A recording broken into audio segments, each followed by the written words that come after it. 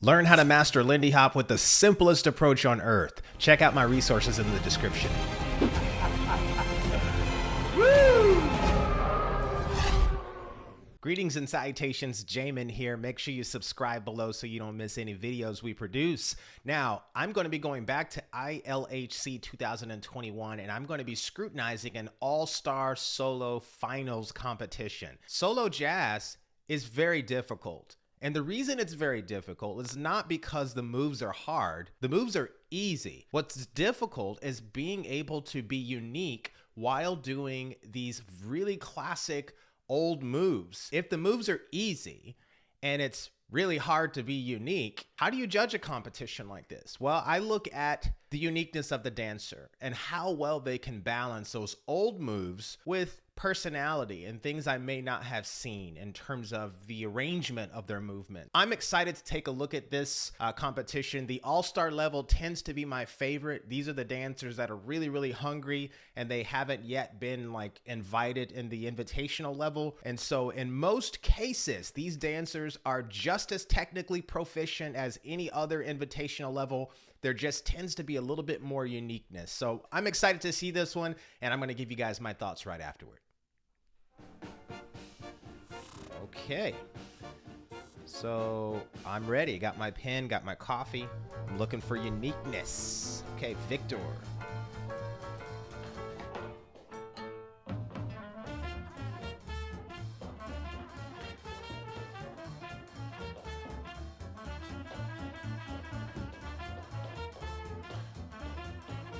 I really like the control of this dancer's body. He definitely feels more like a very vintage dancer, almost like a late 40s, early 50s dancer. Only thing that's missing with this particular dancer is I want to feel what's going on in him in terms of his emotional connection to these movements. I don't really see anything in his face. I just feel like he's really in the groove and he's forgotten that people are actually watching him.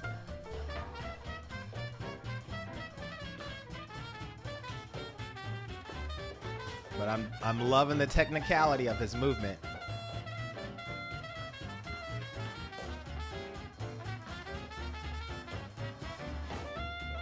Yeah. Okay, Tadas.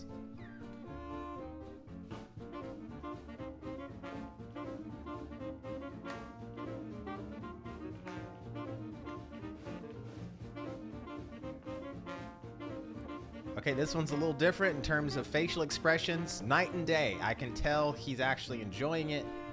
He's mixing it up, adding a little bit more personality.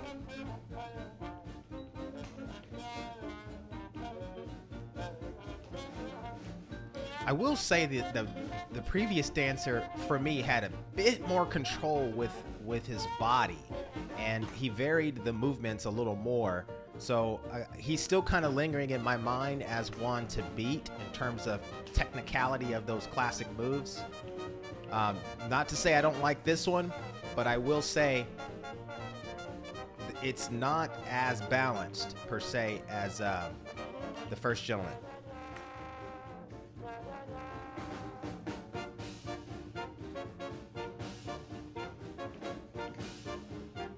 But I do like the personality by far. This is, I like to be able to remember what I felt when I was watching them dance, not just the technical part of it. Because again, like I said, that's the easy part. The easy part is the technique. Okay, Laya. Oh, I miss Barcelona. Man.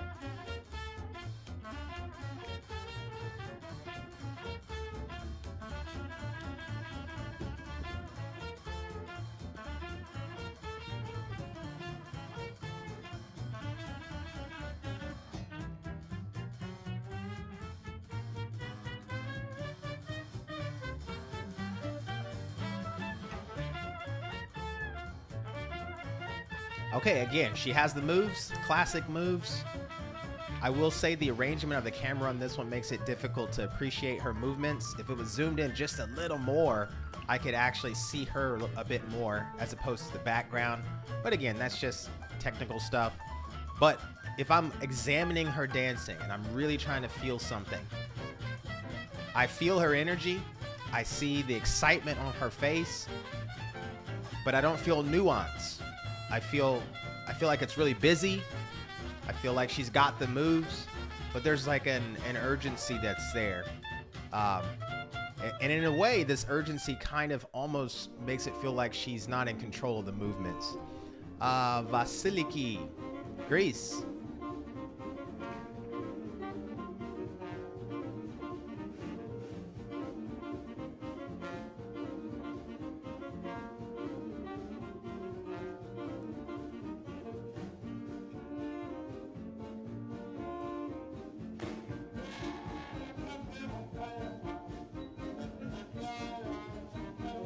I can tell she feels the movements. The emotion on her face doesn't feel fabricated. I will say a lot of her movements are very elegant. There's just a natural silkiness to her movements. Lots of hip movements, hip bending. But I do feel like there's a little bit that's lacking on the technical part. I see a lot of the same types of repetitive movements, which obviously that's in everybody's dancing when you see solo jazz, because there's not a whole lot of moves. But that's what makes it challenging, is you've got to figure out how to organize the movements with your personality to make yourself stand out.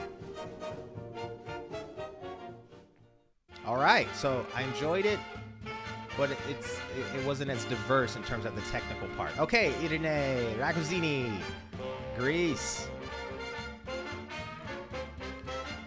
I haven't seen this dancer dance in a long time, so this is really refreshing.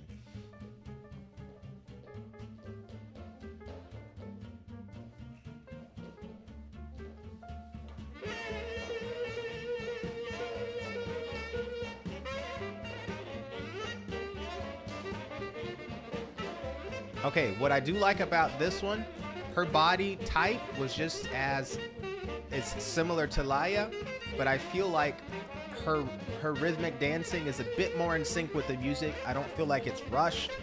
In this case, I think she's right on point with the groove of the music, and that's really hard to do, especially when it's a faster song. You never want to make yourself look like the song's getting ahead of you.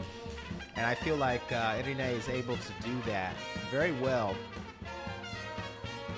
Again, same thing with the camera. I think it would have benefited her more if this camera was zoomed in a bit more on her body movements, so I could appreciate the nuance. Okay, what I do like is she's using the floor a lot more. Of course, there's a whole lot of Charleston movements that were there. I will say doing a harder song makes it difficult to really see the nuance in dancing. And so I think a lot of times the dancers who choose the fast ones, the song kind of gets ahead of them. Okay, I believe this is Malik.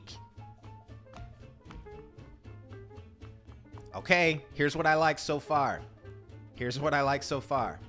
Look at the control of his upper body from his shoulders up. I love this. There's a variety of personality in terms of his energy level. Okay, I see classic moves, but I see his classic moves are balanced with his personality. Like the first gentleman I saw, he has the technical ability, but he has the nuance of personality.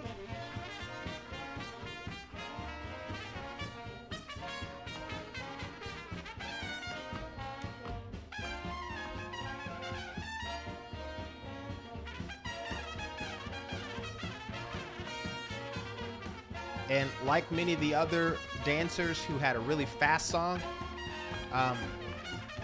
he's crushing this.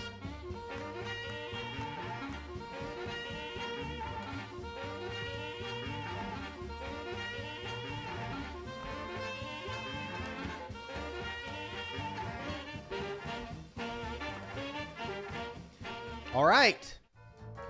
That was the one to beat. So, okay, South Korea.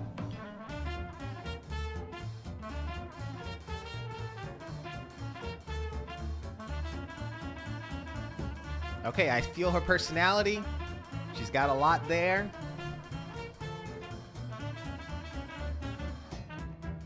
Okay, all of the classic moves that she's doing the classic moves well. The one thing that I don't see is what's different. How does this shine out more so, and it goes further than the couples that, or the other dancers I saw doing the exact same moves?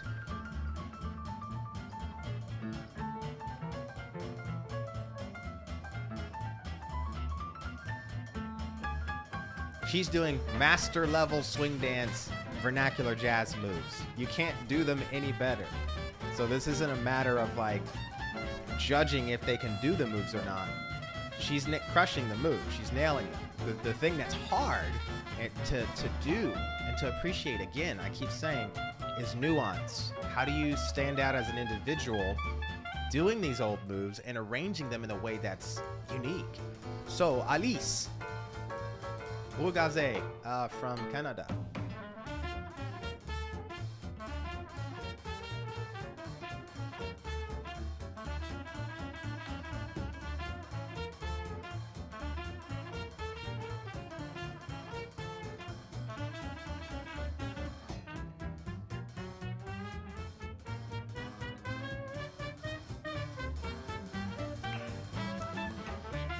Okay, I like the variety. Facial expressions are there, just like the last dancer. But I feel like there's a little bit more contrast between the loud movements of doing Charleston, the breaks, compared to the last dancer that I saw.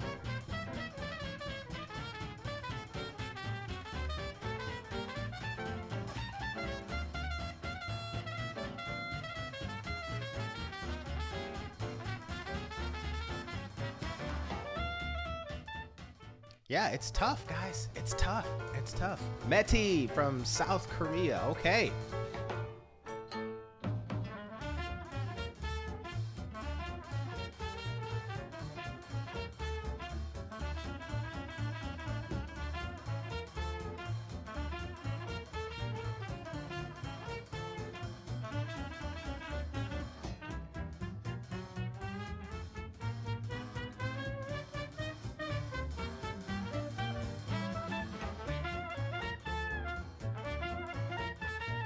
Okay, the technique is there. She's not actually behind the beat too much. I feel like she's really rocking the beat. Varying up her syncopated movements with her feet. I see a little bit of tap influence.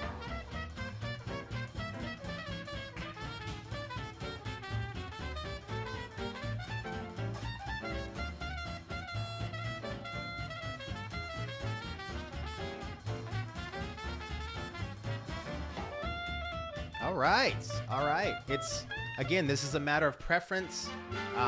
Like I said, many of the dancers are just blending in because it's very difficult. All right, time.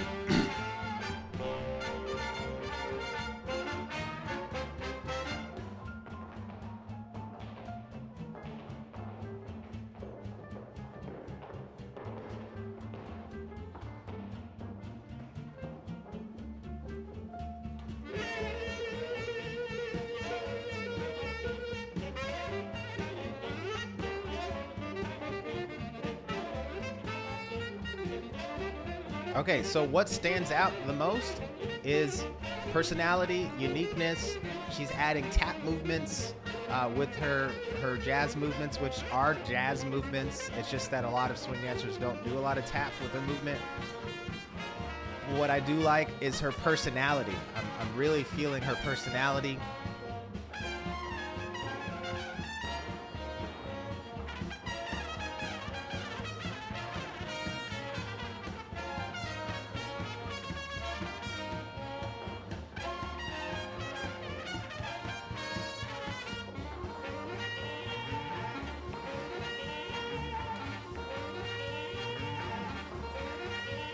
And I do like that she's not using too much of basic Charleston moves. That's what's cool. I think a lot of the dancers overused a basic like kick Charleston because it's just an easy go-to when the tempo is really, really fast. So let's talk about this one. Okay, guys, that was really fun to watch. Big shout out to everybody putting themselves out there on the internet forever to be judged by everyone, including me. So it takes a lot of guts to get out there and express how you feel when you're doing swing dancing to others. And I just want to salute you guys. Keep doing it. It's a lot of hard work, but it's fun. Obviously, you know that because you do it. And after watching everybody in this particular group of dancers, I basically have to boil it down to about 2 dancers that really stood out to me, but also could do the technical aspects of the dance. Don't forget, everybody kind of misconstrues that you're being judged for that the most in these types of solo jazz competitions. And it's not true, because the solo jazz moves are easy to do. And I think a lot of dancers get it twisted and they forget that you're not actually being judged on how well you can just do those moves. It's kind of expected. What we're looking at, and what I'm specifically looking at, is if they can stand out. Can they balance those old moves with something that's fresh, new, unique, and balanced? And so there were 2 dancers that really stood out to me. And I gotta say, the one that I feel is in second place is Victor. I really enjoyed Victor from the beginning to the very end. As you can see here, when he comes out, you know, just living room setting, really practical. I immediately looked at the control of his body. When he dropped down to go right in Charleston, I thought, okay, he can use his arms. There's no element of the classic movements that he's doing that feels jarring or lacking polish. But the thing that kept me from giving him first place was the uniqueness of his facial expressions. I can't feel the joy as much as I could see the joy in his body. And that's okay. That's okay when you're doing other things, but usually in a competition, the audience wants to feel something. And so judges like me will, you know, mark a dancer further down, not just because of their technical ability to do the move, but the fact that their uniqueness is tied to their face and their swagger, that way of, you know, communicating some type of charisma to me as a viewer is just as important as the technical moves. And I would say he was the best dancer in terms of the technique and balancing his set. I will say I did like the fact that most of his movements felt vintage. I didn't feel like his uniqueness was some kind of modern infusion or something that was just so different that I couldn't identify it being solo jazz anymore. And I think what I liked most was the arrangement of his movements. I think that was the uniqueness about this dancer. It wasn't that he was just technically proficient. I really liked how he balanced the organization of his movements. And it tells me a lot about the brain of a person when you can actually see how they manipulate choreography to fit the same song that everybody else is doing. And I love that. I love seeing that nuance. It allows me to take a little peek into their mind and to their world without me having to leave my own. And I think that's great. So big shout out to him. He was my second favorite. Now my first grip to me from the very beginning until the end, even though I will say I prefer stylistically the movements from Victor as opposed in terms of the vintage technical moves. I'm not saying the overall package and personality, but the vintage technical moves, I appreciate it more from the second place person. So that'll tell you, sometimes first place has nothing to do with just the technique. That's the bare minimum. Usually it has to do with the personality, the attributes that say distinction, right? So my favorite was Malik. This guy, man, this guy has so much coolness in his movement. And I gotta tell you, there was so much control. As you can see, he's not doing too much. He didn't just jump right in and start doing the Charleston that everybody else was doing. I see a little bit of tap influence with his movement. It's very cool. And by the time he does the Charleston, as you can see, it stands out because he didn't just go there first. And of course, again, this goes to that concept of organization, timing in your dancing with the music is so critically important. So if he's got the technique and he's got the timing, the thing that stood out was the creativity. The personality was just fresh and it was different. And you know, that's sometimes the thing that puts you on the top compared to the other dancers. Like I said, the second place dancer, I felt, replicated a lot of the vintage moves with more control, and I appreciated the way his body moved a bit more. I felt like he was more in control of it. But this guy there's just a coolness, there's a swagger that's there. There's just so much that says uniqueness without abdicating the idea that you have to, at minimum, be able to do the technique. And I think there were a couple of dancers here that had the uniqueness, but they were lacking in the technique part. And that's the part we can't overlook, because if you do overlook it, then a lot of people get kind of defensive and they think, well, how come I didn't get further? I am unique. I'm standing out. Not everybody else was standing out. Well, at minimum, we are craftsmen first. We have to, at minimum, do the moves that have already been created. We have to recognize that we are part of a legacy, and we've got to honor those concepts that are the foundation of everything that we're building on. So if we don't really do that well, or at least elevate that as our foundation, and we instead swap out the foundation for uniqueness, then we have to question what it is that we're really doing. Do we actually love solo jazz, right? Or are we trying to change solo jazz into like hip hop or something else? And so I think a lot of people have that mentality in their dancing, and I can see it a lot of times when I'm watching, but I really love to see when dancers love the dance and they want to breathe some fresh perspective into the dance for our benefit as judges and audience members. It's amazing. I love when dancers get out there and put your work in front of people. So thank you for that, guys. What do you all think about this? Who do you think was your favorite? Who do you think should have won this competition?